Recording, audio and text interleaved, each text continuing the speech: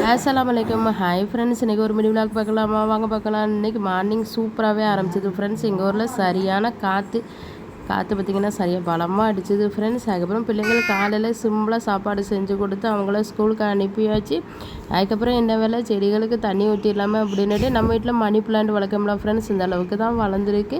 அப்புறம் மற்ற செடிலாம் வெளியில் இருக்குது. என்ன செடி இருக்குதுன்னு பார்த்தீங்கன்னா ஓமவல்லி செடி இருக்குது. அதுக்கப்புறம் பிரியாணி இலை செடி இருக்குது.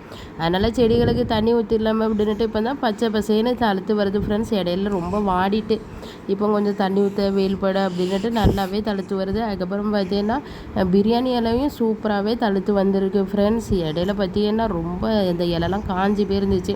இப்போ இந்த பச்சை பசேன்னு இலையை பார்க்கும்போது தான் ரொம்ப ஹாப்பியாக இருக்குது. அதுக்கப்புறம் பார்த்தீங்கன்னா காலையில் பிள்ளைங்களை ஸ்கூலுக்கு அனுப்பிட்டு அவங்களுக்கு என்ன சாப்பாடு செஞ்சோம்னா இட்லி தான் வச்சுருந்தேன் ஃப்ரெண்ட்ஸ். அதுக்கப்புறம் நம்மளுக்கு சூடாக வச்சிடலாமா அப்படின்ட்டு ஒரு பக்கம் இட்லி ஊற்றிட்டேன். அது நல்லா வந்துட்டேன். அதுக்கப்புறம் கொஞ்சம் புளிப்பாக காரசாரமாக தக்காளி சட்னி ரெடி பண்ணியாச்சு. முதல்ல தக்காளி பழம் பல்லாரியெல்லாம் அரைச்சி அதுக்கப்புறம் தாளிப்பு கொடுத்தாச்சு. வீட்டில் கருப்பு உளுந்து வாங்கி பொடி திரித்து வச்சுருந்தேன். சாப்பிட்றதுக்கே அவ்வளோ ஒரு அருமையாக இருந்துச்சு ஃப்ரெண்ட்ஸ். அப்புறம் காலையில் பிரேக்ஃபாஸ்ட்டை முடிச்சுட்டு அப்படின்னு இருக்கும்போது அதுக்கப்புறம் பார்த்தீங்கன்னா வாசலில் காய்கறி விற்றாங்க. காய்கறி கொஞ்சம் மலிவான விலையில் கிடச்சிது ஃப்ரெண்ட்ஸு. கோவைக்காய், கத்தரிக்காய் எல்லாமே வாங்கினேன். பிள்ளை நானும் எடுத்து வைப்பேன்னு சொல்லிவிட்டு அவங்களும் பக்கத்தில் ஒவ்வொன்றா எனக்கு ஹெல்ப் பண்ணதன் பேரில் வேலையை கொஞ்சம் கூட மட்டும் தான் ஆக்கிக்கிட்டு இருந்தாங்க. மிளகாய் எல்லாத்தையுமே தனித்தனி சம்படத்தில் போட்டு அடுக்கி வச்சாச்சு. இந்த காம்பு இல்லாமல் எடுத்து வச்சோம்னா மிளகா நல்லா கொஞ்சம் நாளைக்கு இருக்கும். அதையும் எடுத்து வச்சாச்சு. அதுக்கப்புறம் பார்த்தீங்கன்னா பொடி உள்ளியும் விற்றுச்சு. நல்லா மலிவான விலை தான் ஃப்ரெண்ட்ஸ். அதனால் அதையும் வாங்கி பாக்ஸில் தட்டி வச்சிடலாமா அப்படின்ட்டு ஒவ்வொரு வேலையாக பார்த்துக்கிட்டு இருந்தேன். நல்லா காஞ்ச உள்ளியாக இருந்துச்சு. ஈர உள்ளி இருந்தால் ஒம்பா போயிடும். அதனால் காஞ்ச உள்ளியாக கிடச்சிது. அதனால் அதையும் வாங்கியாச்சு.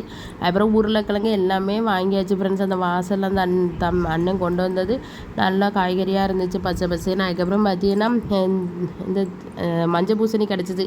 இது இட்லி சாம்பார் வச்சா ரொம்பவே சூப்பராக இருக்கும் ஃப்ரெண்ட்ஸ். அதையும் வாங்கியாச்சு. அப்புறம் உருளைக்கிழங்கு எல்லாமே வாங்கி ஒவ்வொரு இடத்துல ஸ்டோர் பண்ணி வச்சாச்சு ஃப்ரெண்ட்ஸ்.